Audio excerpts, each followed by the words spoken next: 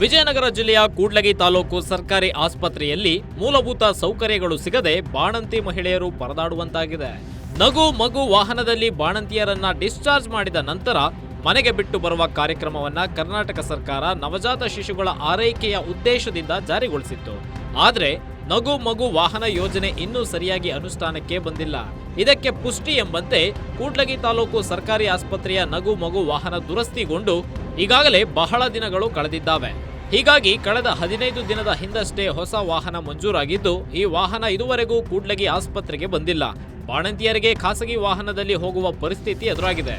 ಅಲ್ಲದೆ ಕೂಡ್ಲಗಿಯ ಸಾರ್ವಜನಿಕ ಆಸ್ಪತ್ರೆಯ ವಾಹನದ ಚಾಲಕರು ಹಾಗೂ ಆಸ್ಪತ್ರೆಯ ಸಿಬ್ಬಂದಿ ಕೂಡ ಬಾಣಂತಿಯರಿಗೆ ಇರುವ ಸೌಲಭ್ಯಗಳ ಬಗ್ಗೆ ಅವರಿಗೆ ಮಾಹಿತಿ ನೀಡದೆ ನಿರ್ಲಕ್ಷ್ಯ ತೋರುತ್ತಿದ್ದಾರೆ. ಬಾಣಂತಿಯರಿಗೆ ಹಾಗೂ ಮಗುಗೆ ದಾರಿ ಮಧ್ಯದಲ್ಲಿ ಏನಾದ್ರೂ ಅವಘಡ ಸಂಭವಿಸಿದ್ರೆ ಯಾರು ಹೊಣೆ ಅನ್ನೋದು ಸಾರ್ವಜನಿಕರ ಪ್ರಶ್ನೆ. ಅಲ್ಲದೆ ಸರ್ಕಾರದ ಯೋಜನೆ ವಿಫಲವಾಗಲು ಅಧಿಕಾರಿಗಳ ಬೇಜವಾಬ್ದಾರಿತನವೇ ಕಾರಣ ಅನ್ನೋದು ಮೇಲ್ನೋಟಕ್ಕೆ ಎದ್ದು ಕಾಣಿಸುತ್ತಿದೆ.